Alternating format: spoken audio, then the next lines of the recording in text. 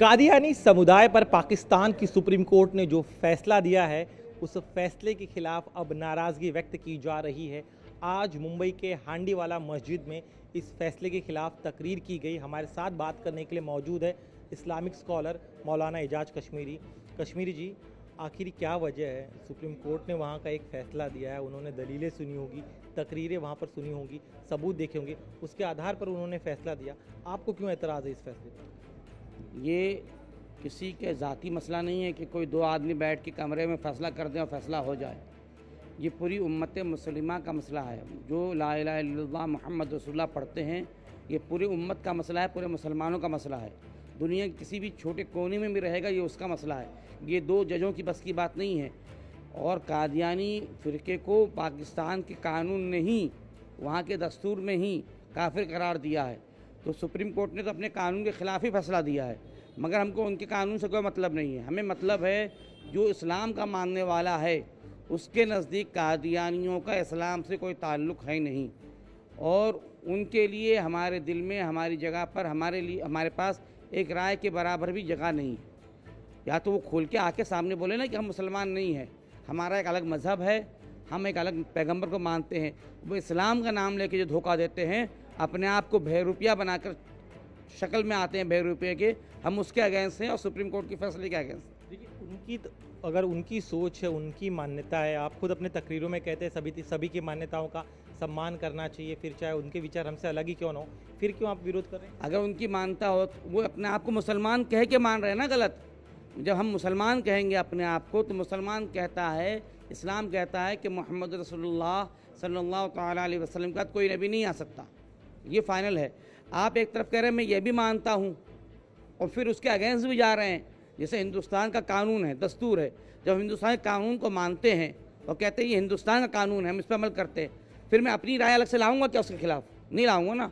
अगर उसके खिलाफ मैं अपनी राय अलग से लाऊंगा और कानून के खिलाफ जाऊंगा तो मैं बागी कहलाऊंगा। बिल्कुल इसी तरीके से जब तुम कहते हो हम इस्लाम को मानते हैं, तो फिर कैसे आप कह सकते हो कि कोई दूसरा नबी आ सकता है? हमारे यहाँ फाइनल फैसला है कि मोहम्मद रसूलुल्लाह के बाद कोई नबी नहीं आ सकता सल्लल्लाहु अलैहि वसल्लम।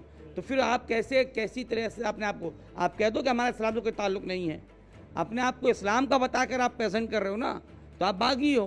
लेकिन अगर वहाँ की सुप्रीम कोर्ट जो सर्वोच्च अदालत है, अगर वो फैसला देती है तो पाकिस्तान के लोगों को मानना पड़ेगा। उसका देश भर में और दुनिया के कई देशों में हम देख रहे हैं कि जो कह रहे हैं हम मानने के तैयार नहीं हैं। देखिए, आप सुन लीजिए, सुप्रीम कोर्ट के 3 जजों ने फैसला दिया। सुप्रीम कोर्ट ने तो पहले अपने मुल्क के कानून के ख़िलाफ़ फैसला दिया है, वहाँ का जो कानून है उसके खिलाफ फैसला दिया। और पाकिस्तान की पार्लियामेंट में जो बहस हो रही है, आप वो भी देख रहे हैं कि सुप्रीम कोर्ट के फैसले पर कितना बड़ा एहतजाज हो रहा है। तो ये ख़त्म नबूवत का मसला है। 3 आदमी या 4 आदमी या 12 आदमी बैठ कर फैसला करेंगे, जिनको मज़हब इस्लाम के बारे में मालूमात नहीं है। हम ऐसे किसी फैसले को कबूल नहीं करेंगे, चाहे कोई भी दुनिया के किसी भी कोने में बैठ के करे। हम एक राय के दाने के बराबर भी मंजूर नहीं करेंगे। जो फाइनल मोहर लग चुकी है कुरान से, नबी के ख़त्म नबीयीन होने पर, उससे आगे हम कोई समझौता करने को तैयार नहीं हो, चाहे कोई दलील कोई भी लाए। इसको लेके भारत में लेकिन क्यों विरोध हो रहा है? वो पाकिस्तान का मसला है, पाकिस्तान देखे, भारत में इस मुद्दे को उठाने की क्या ज़रूरत है? देखिए, अगर कोई यूरोप कंट्री में या किसी गल्फ़ कंट्री में या कहीं भी गीता महाभारत के ख़िलाफ़ कोई बात होगी, तो क्या हिंदुस्तान का हिंदू नाराज़ नहीं होगा? हमारा मुल्की भाई नाराज़ नहीं होगा? होगा ना, क्योंकि आपकी आस्था जुड़ी हुई है। हर दुनिया किसी भी कोने में, हम ये नहीं कहेंगे कि वो यूरोप में हुआ तो हम हिंदुस्तान में एहतजाज क्यों करें। इसी तरीके से ख़त्म नबूवत पर, रसूल पाक सल्लल्लाहु तआला अलैहि वसल्लम पर हमारी आस्था, हमारा अकीदा मजबूत है चट्टान की तरह। तो दुनिया किसी भी कोने में हो, मैंने पहले ही कहा, ये किसी मुल्क का मसला नहीं है, ये दुनिया के हर मुसलमान का मसला है।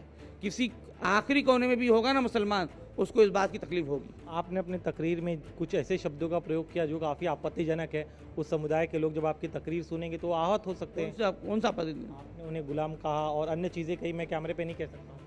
अंग्रेज़ों के गुलाम हैं। आप पढ़ लीजिए कि कादियानी फ़िरके को हिंदुस्तान के बंटवारे से पहले किसने पैदा किया, किसने सपोर्ट किया, और आप कैसे कह सकते हैं कि हमारे मुल्क के लिए बेहतर है? आज कनाडा, जो पंजाबी लोग जो खालिस्तानी हैं, क्या कनाडा ने उनको सपोर्ट नहीं दिया है? कनाडा ने उनको अपने वहाँ शरण नहीं दी है? और क्या कादियानियों को भी कनाडा ने शरण नहीं दी है? तो कैसा आप मान सकते हैं? ये उसूलन भी, कानूनन भी, ये हमारे मुल्क के लिए भी ख़तरनाक है। और क्या ये अंग्रेज़ों की पैदा की हुई औलाद नहीं है? तो जब पैदा की तो मैं अंग्रेज़ों को गुलाम नहीं कहूँ इनको। ये जो अपने मज़हब का नहीं हो सका ना, वो कभी मुल्क का नहीं हो सकता। मुसलमान अपने मज़हब का होता है, इसलिए अपने मुल्क का वफादार होता है।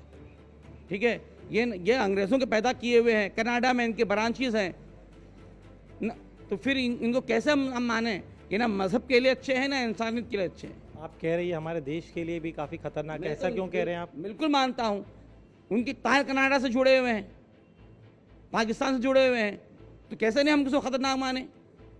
खालिस्तानियों को आज आप देश के लिए खतरनाक मानते हैं कि नहीं मानते हैं, आप बताइए। कनाडा ने उनको पनाह दी है कि नहीं दी है?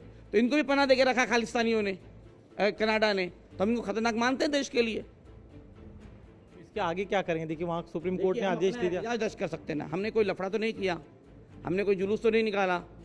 हम अपनी बात अपनी कौम तक रखेंगे, अपनी नौजवान नस्लों को बताएंगे कि कादियानी कैसा फ़िरका है, कैसा ग्रुप है, वो अपने आप को वो झूठा है।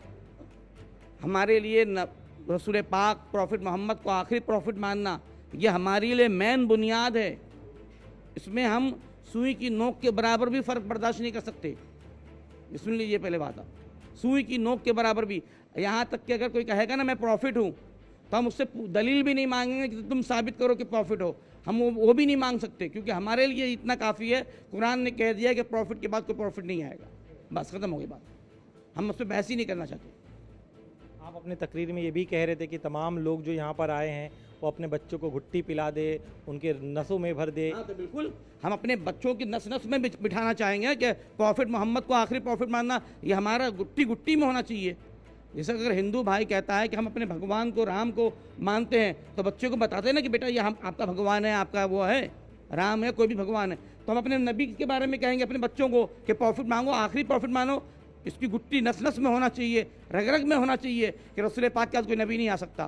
तो इसमें कौन सी बुरी बात है? तो विवाद का हल कैसे हो सकता है? क्योंकि काफ़ी लंबे समय से चला आ रहा है, पहले पाकिस्तान में हम देखते तब आप यहाँ पे तकरीर करें, तो ये मसला हल कैसे होगा? हल हो नहीं सकता। हम जब तक वो तौबा नहीं करेंगे, वो अपने आप को बदलेंगे नहीं, वो बदलेंगे नहीं, वो झूठे हैं।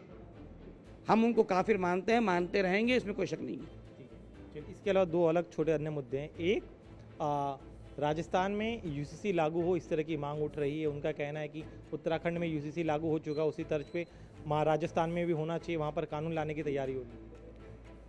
अब जिसकी लाठी उसकी भैंस, वो तो तैयारी कर ही रहे हैं ना यूसीसी लाने की, और प्लानिंग यही है। जो करना चाहते हैं करें, देखेंगे वक्त आएगा तो उसका भी मामला हल हो जाएगा। उत्तराखंड में हो चुका है, ये सियासी खेल है, इस पर क्या डिबेट करें हम। ये सियासी मामला है, सियासी खेल है, सियासी फ़ायदे के लिए हो रहा है। एक तरफ जो है उत्तराखंड में आदिवासियों को इससे अलग किया जा रहा है, दूसरे मुसलमानों को लपेटा जा रहा है। मुसलमानों के मजहबी मामला तो इंटरफेयर करने की कोशिश की जा रही है। मुसलमानों को चाहिए कि अपने मज़हब पे अमल करें, अपने दीन को समझें। इंशाअल्लाह ताला कोई कितना भी कानून लाए, अगर आप अपने मज़हब को फॉलो करेंगे, आपको कोई नहीं बदल पाएगा। शुक्रिया हमसे बात करने के लिए। तो ये थे मौलाना एजाज कशीरी। इनका साफ तौर पे कहना है कि जो सुप्रीम कोर्ट ने वहाँ की फैसला दिया है वो सही नहीं है। कैमरामैन सागर खाड़े के साथ दिनेश मौर्य, इंडिया टीवी, मुंबई।